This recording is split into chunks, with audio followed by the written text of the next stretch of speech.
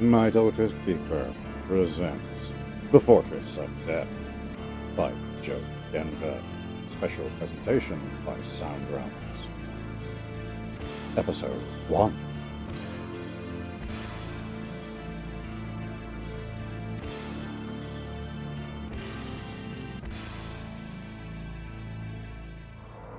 That little sojourn has cost me an endurance point and a willpower point, which I don't particularly appreciate.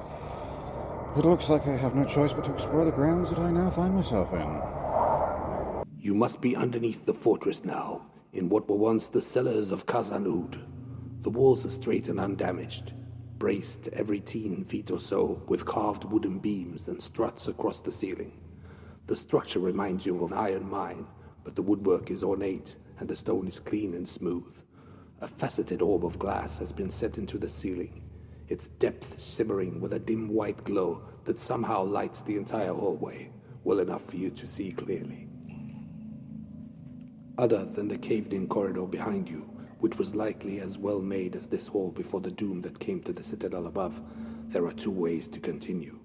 To your left, the passageway stretches almost to the edge of the light before turning and branching off in both directions.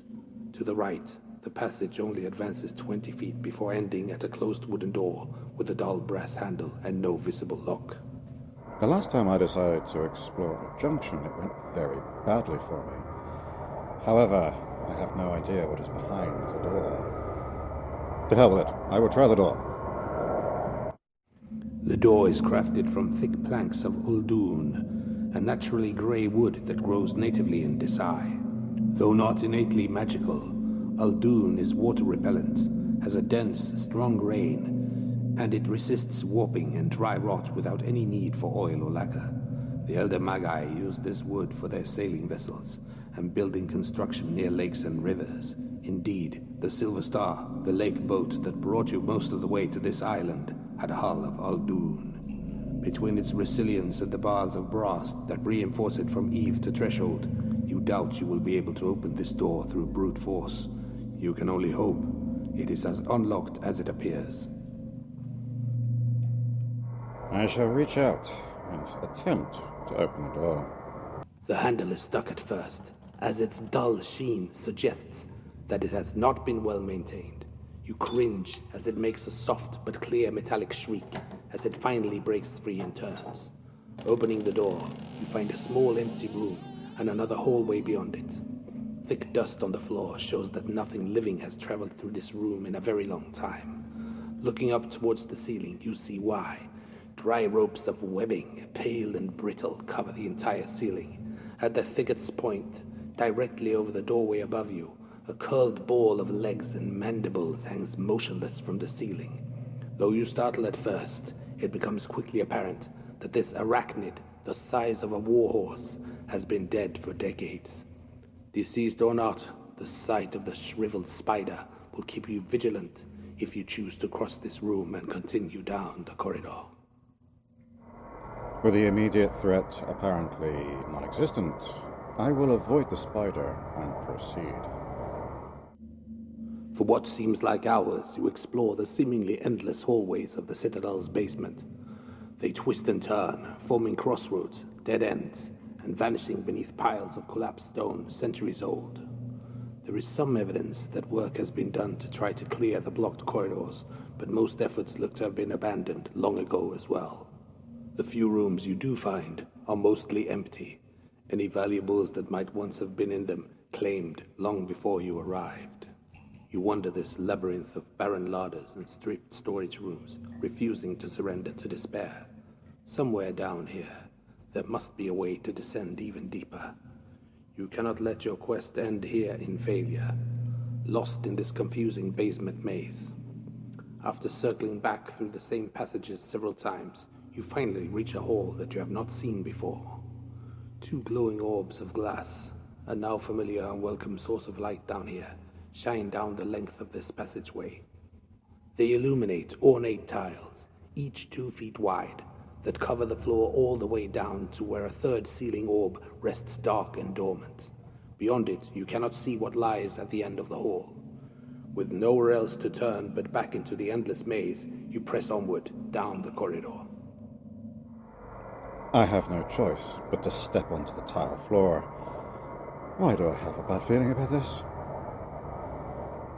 Okay, it would appear that I am faced with a puzzle.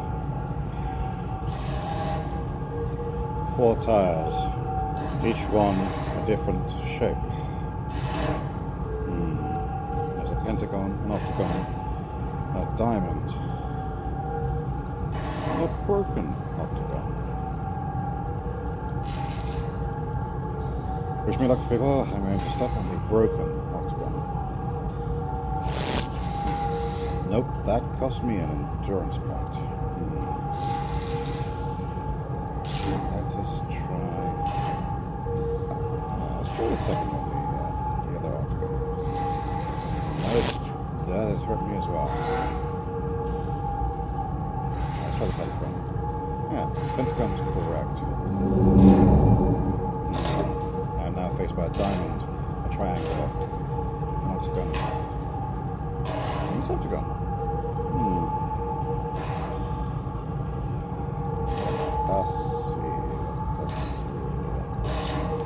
Let's try this.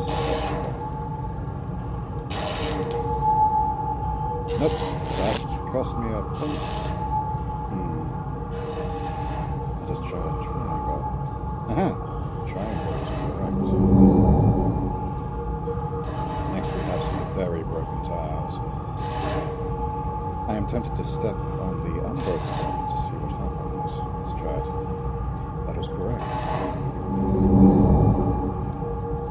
Continuing down, they get worse and worse.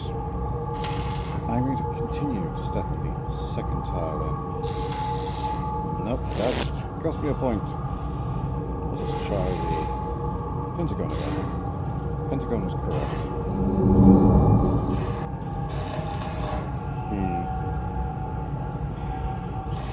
I am not sure if there's a pattern here. I'm going to step on the first tile. That was correct. I'm now faced with some more tiles. Okay, let's step on the pentagon being the second one in, which was correct. The final row of tiles are very broken, but there is an upside down triangle, which was correct at one point. I'll just try that. That was correct. More tiles. I'll just try the triangle again. Triangle was correct. Given this, I'm going to attempt the inverted pentagon, which was correct. Let us try the triangle on the next row, which was correct. Okay. Now, if the pattern holds true, Septicon should be the correct tile. It is now just cost me a point.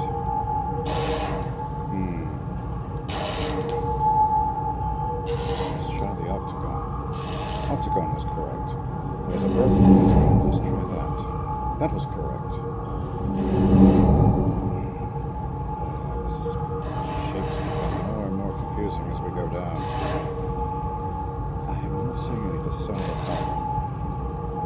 I am going to attempt second in. I am now down to 10 points on endurance. Okay, let's try the third one. Third one in was correct. With that in mind, I'm going to step on the third one in again, which was correct. There is another triangle. It was broken. I shall step upon it. It was correct.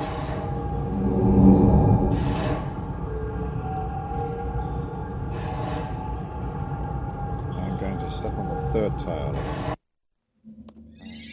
Stepping off the ornamented tile, you reach the end of the hallway. The dark orb above you flares to life, beaming down its pale radiance to reveal another dead end. Weary, you slump forward against the far wall in frustrated exhaustion. When you do, you feel something strange. As opposed to the smooth stonework everywhere else in this expectorating undercroft, the wall under your hand is oddly rough. It looks identical to the other passages you have seen, but its surface is almost grainy to the touch. Suspecting a ruse, you scratch the wall with your fingernail.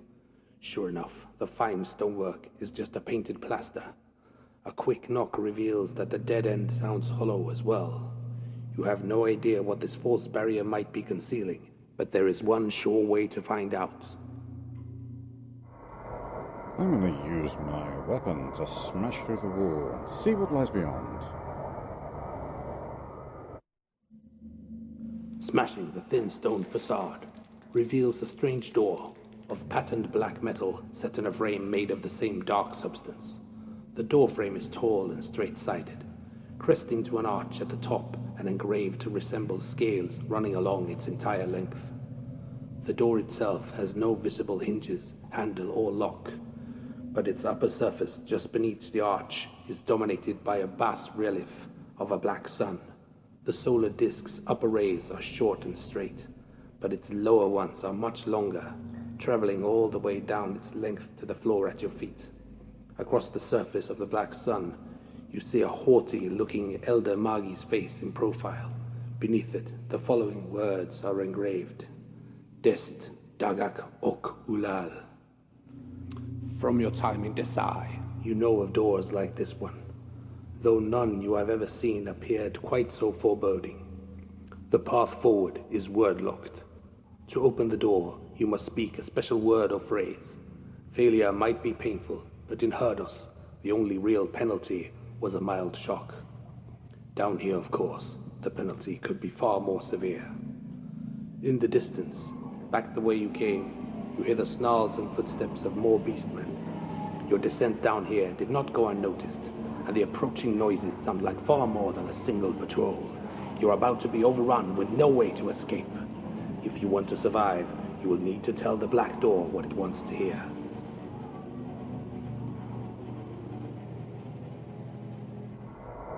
I now have choices of words to speak. I can speak power, darkness, Lord Zarda, uncertainty, or death.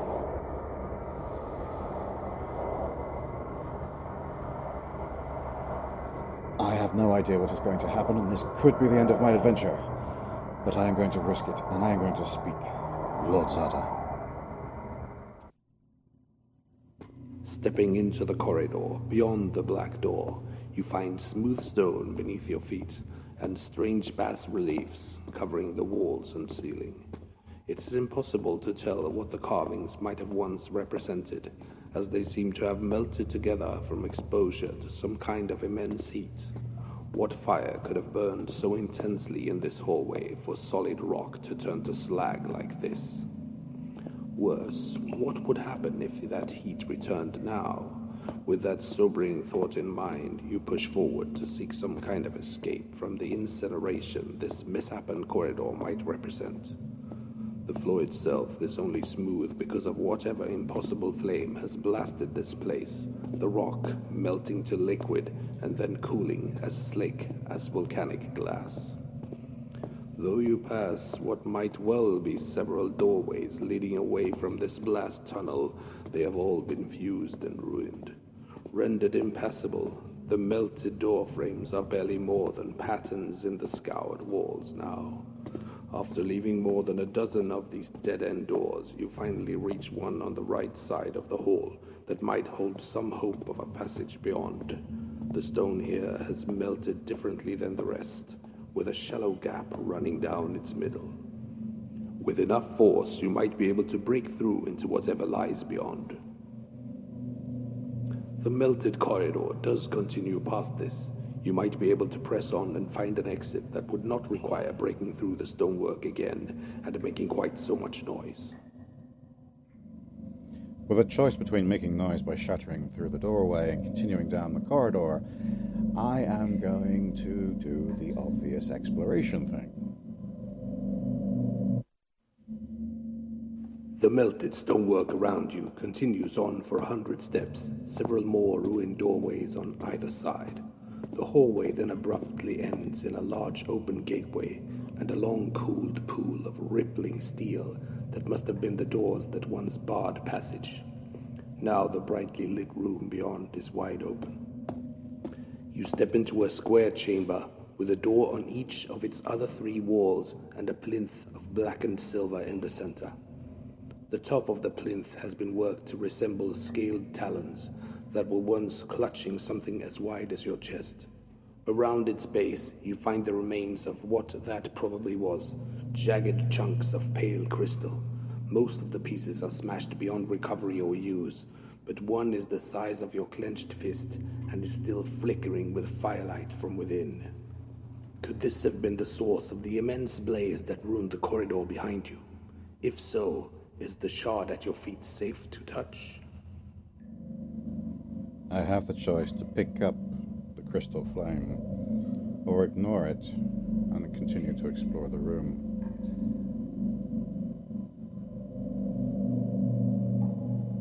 I do it.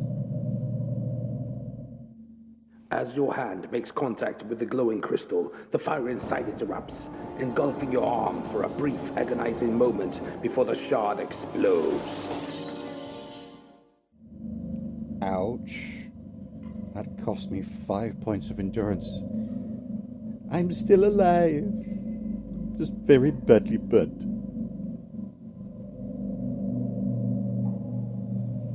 Okay, there are 3 doors before me. I am going to examine them. You move around the room to investigate its ways of egress.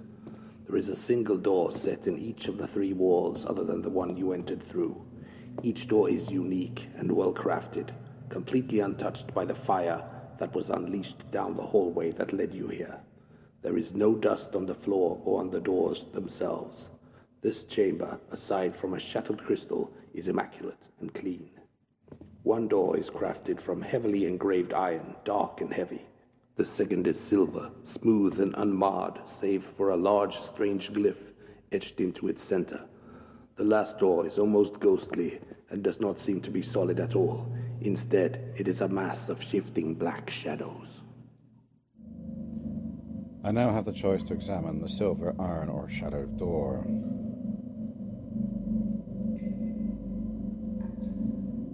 Let's see what's behind door number 2.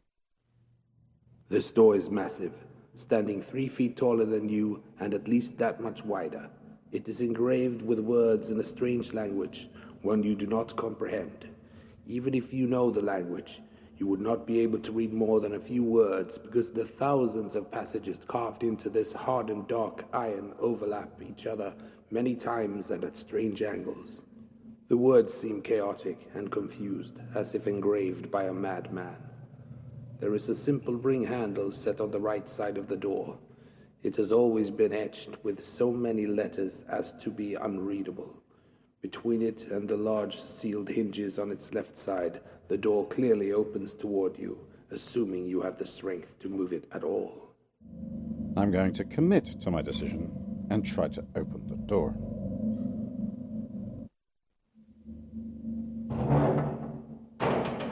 Though it was a struggle to move the iron door, you wrest it open to reveal a stone corridor beyond. A 1-foot wide band of iron has been bolted to the walls on either side of you. It runs the entire length of the hallway to a second door identical to the one you just opened. There are no other exits, but the hall is not empty. Every 8 feet or so there is a mantlet, a standing rectangular shield of familiar dark iron, mounted to a raised axle and spiked wheels.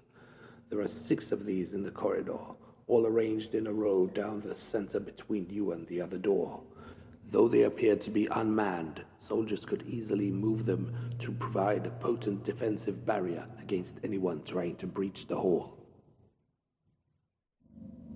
I'm being given the choice to investigate or just to ignore it and continue down the corridor.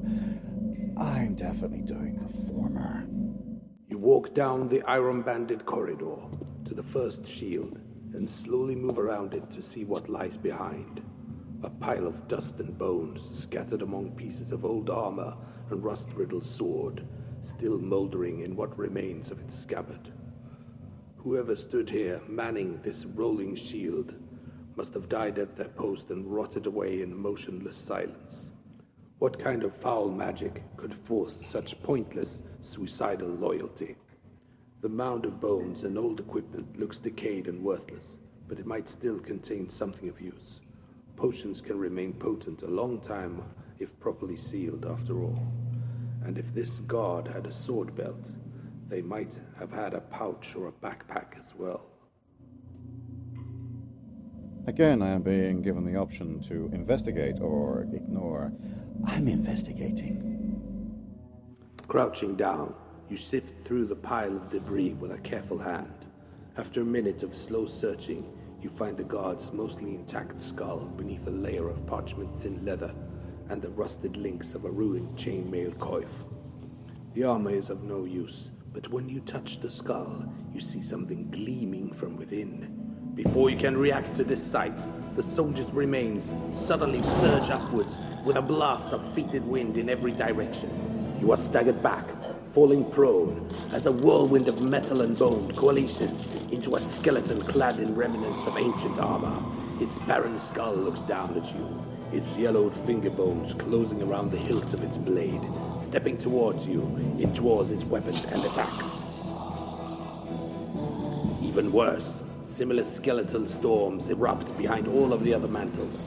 5 more soldiers in various states of decay arise, moving slowly but inexplorably to join the one you are fighting now.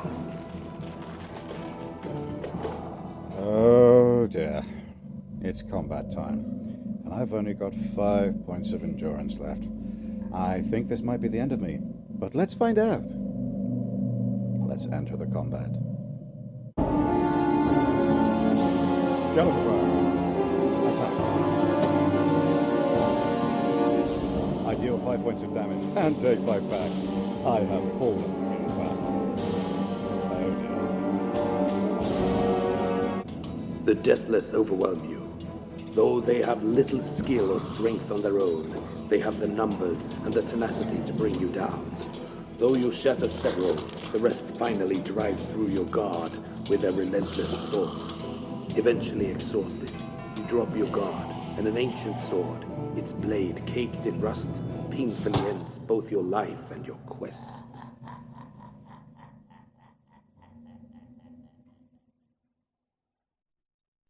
Wow, that was a unpleasant ending to that quest. But it was interesting to say the least, and lasted a lot longer than I was expecting it to.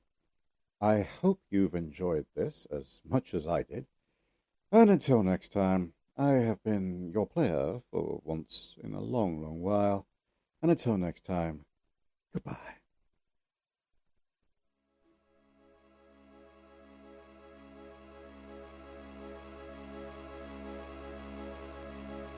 Thank you for listening, and as always, a huge thank you to our Patreon members who help to keep the lights on, the microphones running, and the Eldritch horrors properly contained. In particular, we'd like to thank Daniel Gregory, Karen Morgan, the Dwarven host of the Grim Lores podcast, Gerald, and Adam Keedwell. If you'd like to join their ranks, head on over to patreon.com/MyDaughter'sKeeper, where you will gain access to a growing library of exclusive scenarios you won't find in the main feed, entry into our members-only Discord community, behind-the-scenes content, and even the chance to pull up a chair and join us for Patreon-only games. Whether you're here for cosmic horror, heroic fantasy, sci-fi survival, or simply to watch otherwise sensible people make catastrophically bad decisions with dice, there's plenty more waiting for you. Till next time, keep your lights on, your eyes open, and remember which game you're in when somebody suggests switching the party. Good night, and good luck.